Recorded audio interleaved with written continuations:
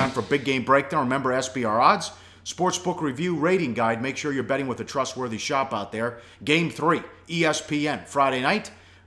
Celtics and the Bulls. Bulls at home, 1.5, 207 the total. Bulls win Game 1, 106-102. They blow out the Celtics, 111-97 in Game 2. No zigzag here. How about the line adjustment? Boston was closed 7.5 in Game 2. Now the Bulls are 1.5, and they're minus 270 to win the series. Adjusted series price. Boston was minus 525 before the series started.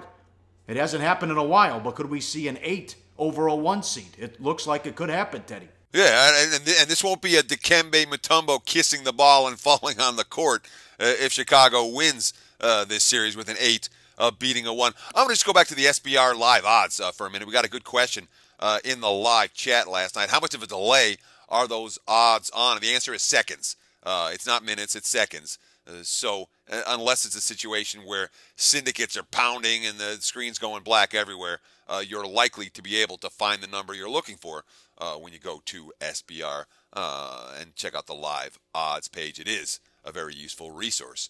So what's been the difference in this series for Chicago? In my mind, Rajon Rondo, man, he still has it. Look at the numbers for the series. 67 minutes. It's not about points. He has 23 points. Not about rebounds. 17 rebounds. It is about assists. He's got 20 dimes, and it is about the lack of turnovers. Look at that, 7 steals, 4 turnovers. So we're talking about a guy who's almost averaged a triple-double and a guy who has more steals than turnovers in the series so far. That's high-level basketball, plain and simple. The cameras are on, and Rondo's into it. The Bulls also plus 22 on the boards. They're plus 60 in the 6 head-to-head games this season. Remember that now. The Bulls have killed them on the glass, and they're 4-2 against Boston this year, and they got confidence. I mean, they know they can win this series. They swept Cleveland.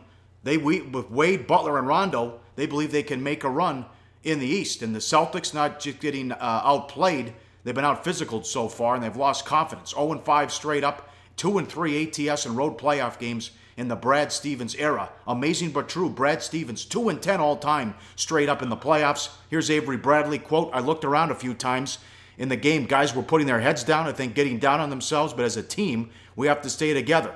The other team is looking at that. They're using that as motivation for themselves. I could even hear Rondo like, yeah, they gave up. But you can never let a team see that. You have to continue to be positive and go out there and play hard no matter what the outcome is.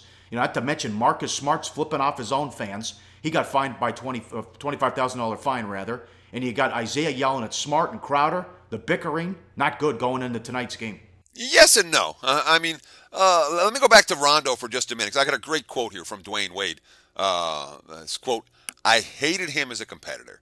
He knew all the plays. He messed up the first option, then he knew the second option. We were good enough to have a third option. We can go to him and ask him questions because he watches film all the time." And it feels like Chicago's been the more prepared team in this series.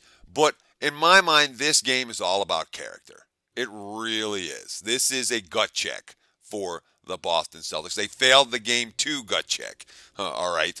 Now, if they have anything, they're supposed to show up in Game 3. We saw there are issues. And the issues aren't going to go away. Look, Isaiah Thomas flew to Tacoma to be with his family on Wednesday. So we're talking about a situation where practice time is not going to be there with all the bodies on the floor in order to make those key adjustments. You have mental issues galore for Boston, and yet I don't know why, Pauly. I think they're alive in this game. Maybe it's because I don't trust the Bulls as chalk.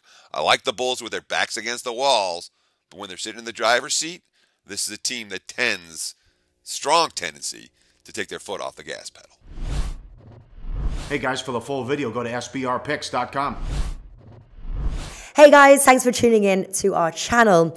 Now, we've put a lot of work into producing all these free videos, so please help us out and keep all our content free for you forever by simply liking, sharing, commenting, and subscribing.